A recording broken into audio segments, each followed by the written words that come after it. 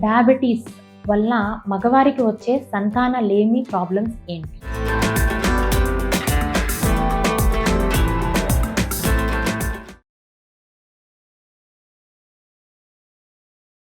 Sugars కంట్రోల్‌గా లేకపోవడం వల్ల mostly మగవారికి ఎరెక్టైల్ డిస్‌ఫంక్షన్స్, అంగస్తంభనలో వచ్చే ప్రాబ్లమ్స్, ప్రిమిచ్యూర్ ఎజాక్యులేషన్ అంటే తొందరగా వీర్యస్ఖలనం అయిపోవడము, అలానే కౌంట్ అండ్ మొటిలిటీ అంటే వీర్యకణాల సంఖ్య, దానిలో కదలిక మీద చాలా ఎఫెక్ట్ చూపిస్తుందండి.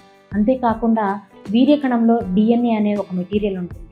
ఆ డిఎన్ఏ షుగర్స్ కంట్రోల్‌గా లేకపోవడం వల్ల ముక్కలు ముక్కలుగా అయిపోయి బేబీని ఇచ్చినా కూడా మిస్‌క్యారేజెస్ అయ్యేదానికి ఎక్కువ అవకాశం ఉంటుంది. అంటే ఫ్రీక్వెంట్‌గా అబార్షన్స్ అయ్యేదానికి ఒక రీజను హస్బెండ్‌లో షుగర్స్ ఉండి షుగర్ లెవెల్స్ కంట్రోల్‌గా లేకపోవడం.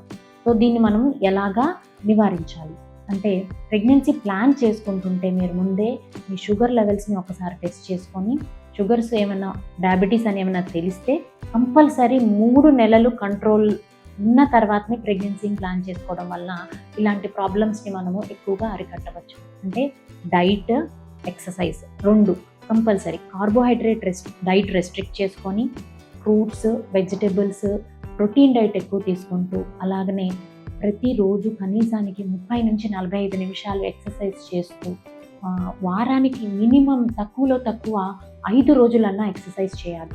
వీటితో పాటు డయాబెటీస్ ఉంటే కంపల్సరీ ఎవ్రీ 3 మంత్స్‌కి ఒకసారి ఫాస్టింగ్, పోస్ట్ లంచ్, తినకముందు, తిన్న తర్వాత షుగర్ లెవెల్స్ చెక్ చేసుకుంటూ, హెచ్బిఏవన్సీ అనే టెస్ట్ చేసుకుంటూ కంట్రోల్‌గా ఉందా లేదా అనేది కంపల్సరీ మానిటర్ చేయడం చాలా చాలా ఇంపార్టెంట్.